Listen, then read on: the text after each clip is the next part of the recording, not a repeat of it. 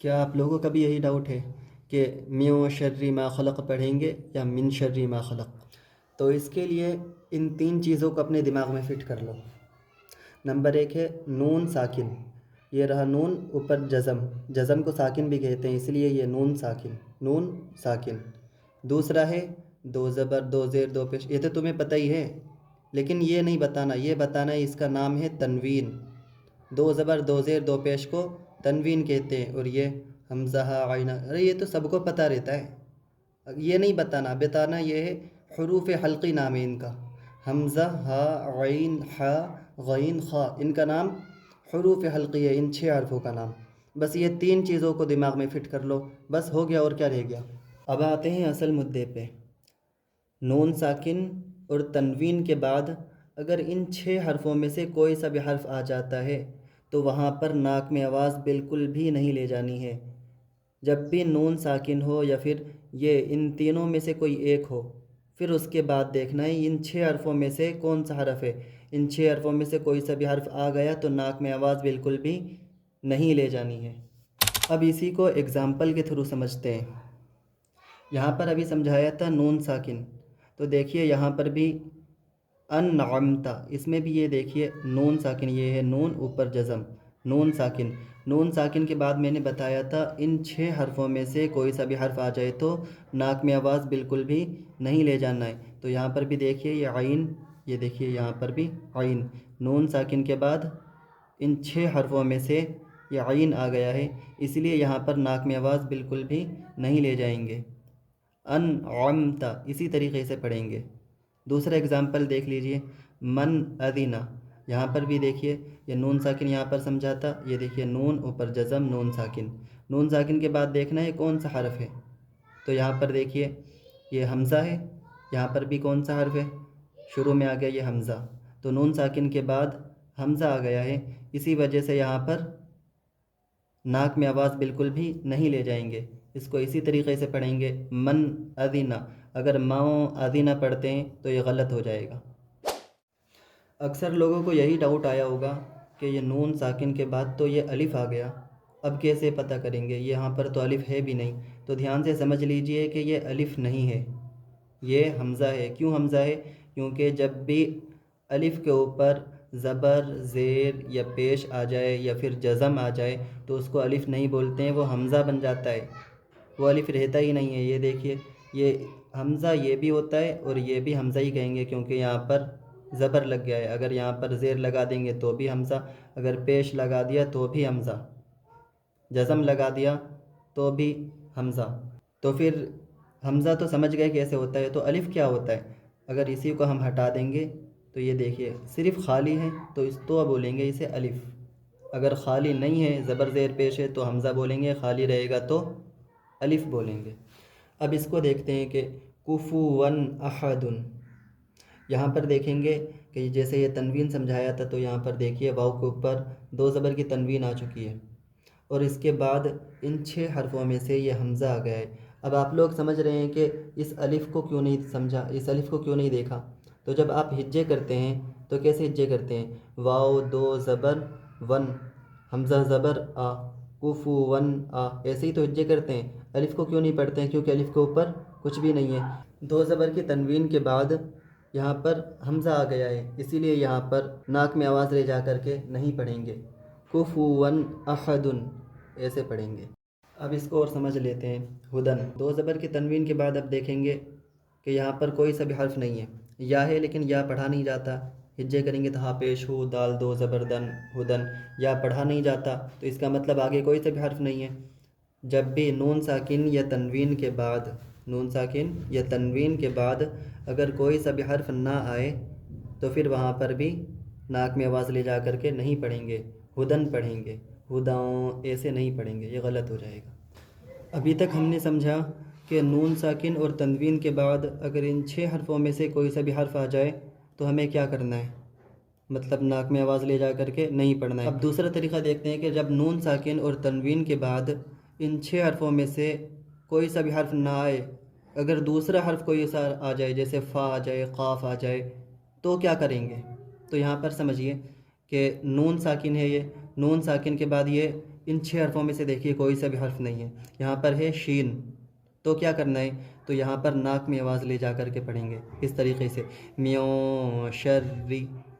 اور دوسرا ایگزامپل دیکھتے ہیں، انزلنا، یہاں پر ناک میں آواز کیوں لے گیا میں، یہاں پر دیکھیے نون ساکن ہے، یہ نون ساکن، نون ساکن کے بعد دیکھیے ان 6 حرفوں میں سے کوئی سا بھی حرف یہاں پر نہیں ہے، زا ہے، حمزہ ہا، عین ہا، غین خا، کوئی سا بھی حرف نہیں ہے، تو یہاں پر کیا کرنا ہے، ایسے ہی ناک میں آواز لے جا کے پڑھنا ہے، انزلنا۔ اب آخری یہ دو اور دیکھ لیتے ہیں، نارا ذات، یہاں پر دیکھیں گے دو زبر کی تنوین ہے، تنوین کے بعد یہ دیکھیں گے ان 6 حرفوں میں سے کوئی سا بھی حرف نہیں ہے، زال ہے، یہ الف پہلے بھی سمجھایا تھا، الف جب نہیں پڑھا جائے گا ہجے میں تو اس کو بھی نہیں دیکھنا ہے، پھر اس سے اگلا والا دیکھنا ہے، جیسے ہجے کریں گے نون الف زبر نا، را دو زبر رن، نارن، دال الف زبر ذا، نارا ذا، ایسے کرنا ہے ہجے، تو جب یہ نہیں کرا گیا ہجے میں تو اسی وجہ سے یہاں پر نہیں پڑھا جائے گا، یہ نہیں دیکھا جائے گا۔ را دو زبر کی تنوین کے بعد ان 6 حرفوں میں سے جب کوئی سا بھی حرف نہیں ہے تو یہاں پر ناک میں آواز لے جا کر کے پڑھیں گے کچھ اس طریقے سے، نارا ذات۔ اس میں دیکھیں گے فتح قریب، یہاں پر بھی دیکھیے دو پیش کی تنوین ہے، تنوین کے بعد ان 6 حرفوں میں سے کوئی سا بھی حرف نہیں ہے، اسی وجہ سے یہاں پر بھی ناک میں آواز لے جا کے پڑھیں گے، فتح قریب۔ اب دونوں کو ایک ساتھ سمجھ لیتے ہیں،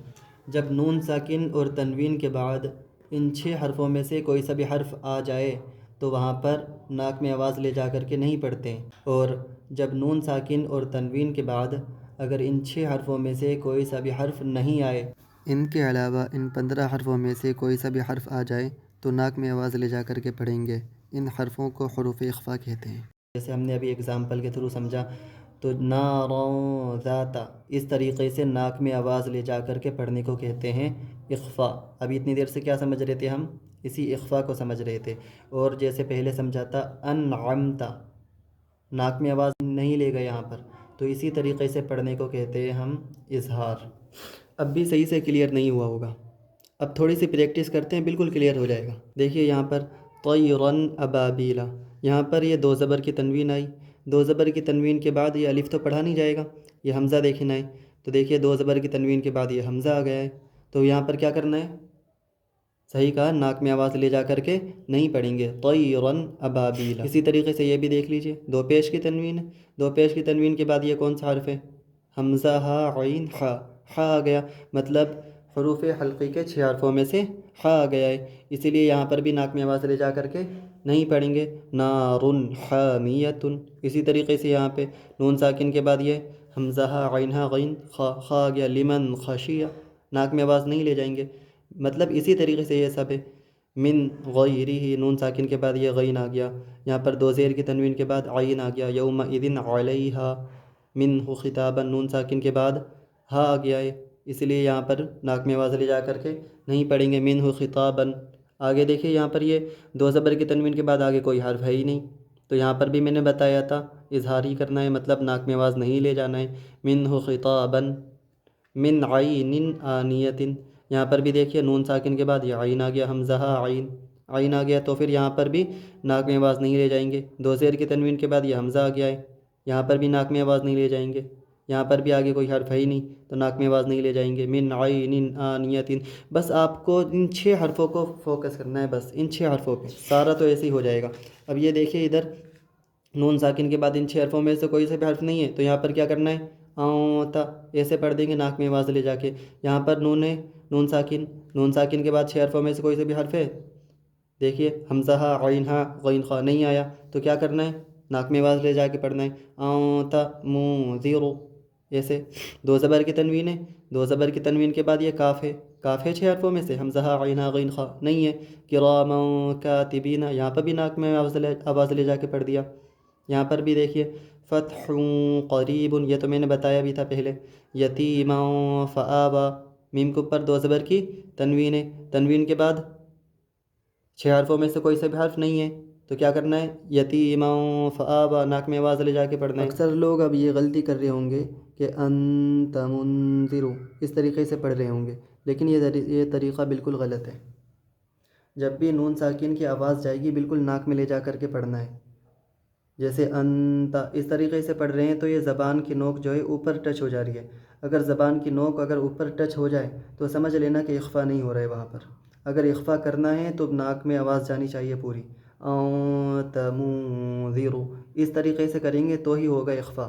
اگر زبان کی نوک اوپر ٹچ ہو گئی تو اخفا نہیں مانا جائے گا، غلط ہو جائے گا پھر۔ اسی طرح آپ بس 2 سے 3 دن تک پریکٹس کریے، انشاءاللہ آپ بنا سوچے سمجھے یہ اخفا اور اظہار کرنے لگ جائیں گے۔ آپ کو یہ بھی سوچنے کی ضرورت نہیں پڑے گی کہ تنوین یا نون ساکن کے بعد